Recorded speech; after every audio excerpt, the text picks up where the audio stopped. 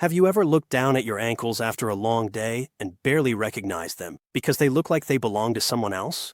Perhaps you have felt that sensation of your shoes suddenly feeling 2 sizes too small, or a heaviness in your legs that makes climbing a flight of stairs feel like you are dragging concrete blocks. You are certainly not alone in this experience. Medical statistics indicate that nearly 20% of adults over the age of 50 suffer from some form of chronic edema or lower extremity swelling. That is 1 in 5 people walking around with fluid retention that impacts their mobility and quality of life. While it is natural to immediately fear the worst, thinking this is a sign of heart failure or kidney disease, the reality is often much more metabolic in nature. Today, we are going to bypass the common, surface-level advice and look at a specific cellular mechanism that is failing in your body, a mechanism that you can actually repair without immediately resorting to strong diuretics or blood thinners. Before we delve into the biochemistry of your cells, I would love to hear from you. Please pause for a moment and leave a comment below telling me how old you are and which country you are watching from. My team and I read through these comments, and it is incredibly encouraging to see a global community of older adults who are proactively taking charge of their health. If you are new to this channel, please consider liking this video and subscribing.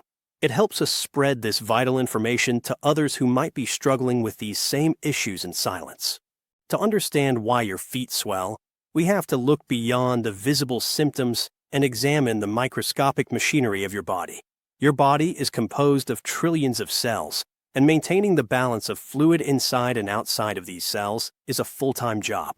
This balance is managed by a tiny biological engine found in the membrane of every cell called the sodium-potassium pump. You can think of this pump as a gatekeeper. Its primary function is to constantly push sodium out of the cell and pull potassium into the cell. This exchange is critical because it creates an electrical gradient that powers your nerves and muscles. However, its most important role regarding swelling is managing fluid volume. There is a fundamental rule in physiology: water follows sodium. If this pump is working correctly, sodium is expelled and excess water goes with it, eventually being filtered out by your kidneys. However, when this pump malfunctions, sodium gets trapped inside your cells or accumulates in the interstitial spaces between your tissues. Because water is magnetically drawn to sodium, fluid rushes into these spaces and stays there. Gravity then does the rest of the work, pulling that excess fluid down to the lowest point in your body, your feet and ankles. So, the swelling you see is not the disease itself. It is a symptom of a broken pump. But what breaks the pump? While we will discuss the necessary minerals to fix it shortly, the primary saboteur of this system is something most people consume every day: sugar. When you consume a diet high in refined sugars and carbohydrates, you are constantly spiking your blood glucose. In response, your pancreas releases insulin to manage that sugar. We often think of insulin only in terms of diabetes, but as a doctor, I need you to understand its effect on fluid retention. High levels of insulin signal your kidneys to stop excreting sodium and instead reabsorb it. This is a survival mechanism from our ancient past, but in the modern world, it causes your body to hoard salt. As your sodium levels rise due to high insulin, your body holds onto water to dilute that salt. This leads to an increase in total blood volume, which raises your blood pressure and forces fluid out of your veins and into your leg tissues. Furthermore, chronic high blood sugar leads to a process called glycation. This occurs when sugar molecules bind to proteins in your blood vessels, effectively caramelizing them. This damages the lining of your blood vessels, causing inflammation and making them leaky. So, you have a situation where high insulin is forcing you to hold water, and damaged blood vessels are allowing that water to leak into your ankles. It is a metabolic disaster that begins on your dinner plate. Now that we have established that high insulin levels and a high sugar diet are essentially locking the doors to your kidneys and preventing fluid release, we must look at how to restart the machinery. You cannot simply wish the fluid away, nor will drinking less water solve the problem. In fact, dehydration can sometimes trigger the body to hoard even more fluid. To repair the sodium-potassium pump, we must provide the body with the specific raw materials it requires to function. The first, and perhaps most critical component, is potassium. Potassium is the primary intracellular electrolyte, meaning it is supposed to live inside your cells. It acts as the direct counterweight to sodium. When you have adequate potassium levels, your body can effectively push sodium out, and as the sodium leaves, the excess water goes with it. The medical reality, however, is that we are facing a potassium deficiency epidemic. The recommended daily intake for an adult is approximately 4,700 milligrams. To put that in perspective, most standard modern diets provide less than half of that amount. There is a very popular myth that simply eating a banana a day is enough to meet your potassium needs. I must tell you, strictly from a nutritional standpoint, this is incorrect. A standard banana contains only about 300 milligrams of potassium. To reach the required 4,700 milligrams, you would need to consume over 15 bananas a day. Doing so would ingest such a massive amount of sugar that you would spike your insulin levels and worsen the fluid retention we are trying to fix. Therefore, we must look for high-density, low-sugar sources of potassium.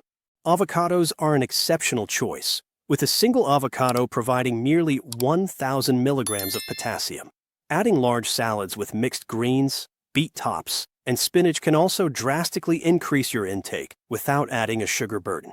Berries, such as strawberries and blueberries, are also excellent. They provide necessary minerals and antioxidants while having a relatively low glycemic index. By shifting your diet to include these potassium-rich foods, you are essentially providing the fuel for the pump to push sodium out of your body. However, potassium cannot work in isolation. This is where many patients get frustrated. They increase their vegetable intake but still see swelling. That is because they are missing the ignition key, magnesium.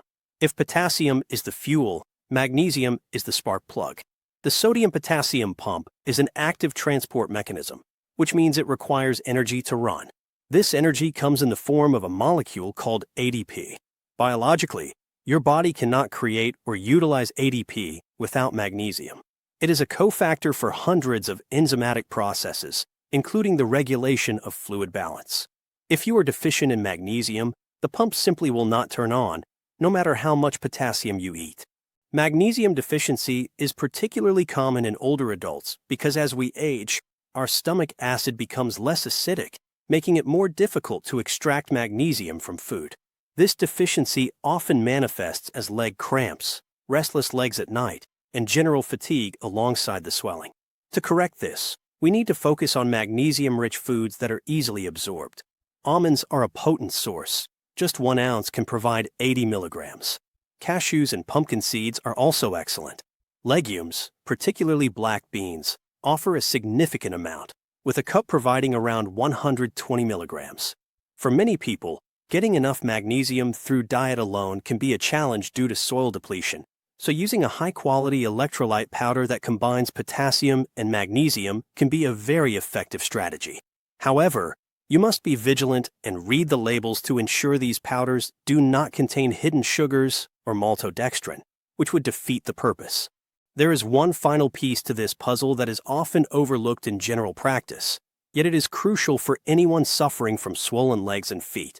We have discussed the pump and the minerals that power it, but we must also address the health of the nerves and the metabolism of energy itself. This brings us to vitamin B1, also known as thiamine. Historically, a severe deficiency of vitamin B1 was known as beriberi.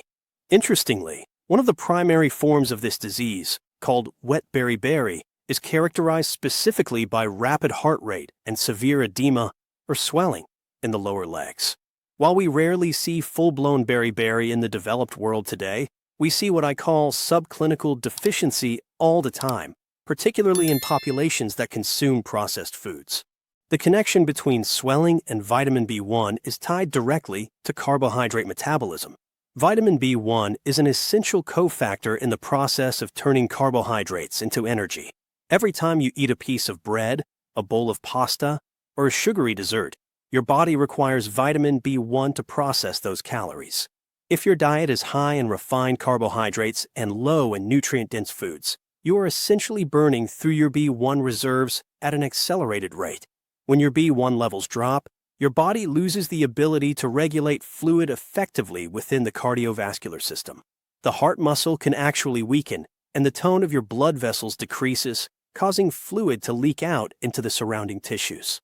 Furthermore, vitamin B1 is critical for nerve health. A deficiency here leads to a condition known as peripheral neuropathy. This can cause sensations of tingling, numbness, pins and needles, or a burning pain in the soles of your feet. So, often when I see a patient with swollen legs, they are also complaining of these sensory issues. It is a double-edged sword. The fluid retention is causing pressure, but the B1 deficiency is causing nerve damage. Both problems stem from the same root cause, an inability to handle the sugar load due to a lack of essential nutrients. Vitamin B1 also acts as a powerful antioxidant, protecting your cells from the glycation and oxidative stress caused by high blood sugar levels. To address this, you need to replenish your B1 stores. The best natural sources include pork, which is incredibly high in thiamine, as well as sunflower seeds and flax seeds. A mere 3 to 4 ounces of lean pork can provide a significant portion of your daily requirement. If you choose to supplement, it is often wise to look for a high-quality B-complex or a fat-soluble form of thiamine, as these are better absorbed by the body. Ultimately, the protocol for eliminating swollen feet is a two-step process. First, you must stop the damage. This means eliminating the refined sugars and excess carbohydrates that are spiking your insulin and causing your kidneys to hoard salt and water. Second, you must provide the repair materials.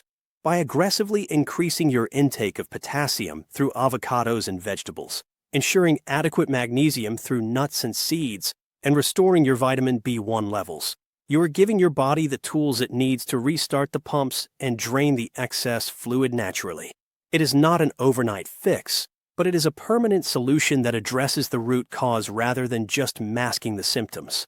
Thank you for your time and attention today. Please apply this knowledge, listen to what your body is telling you, and take care of your health.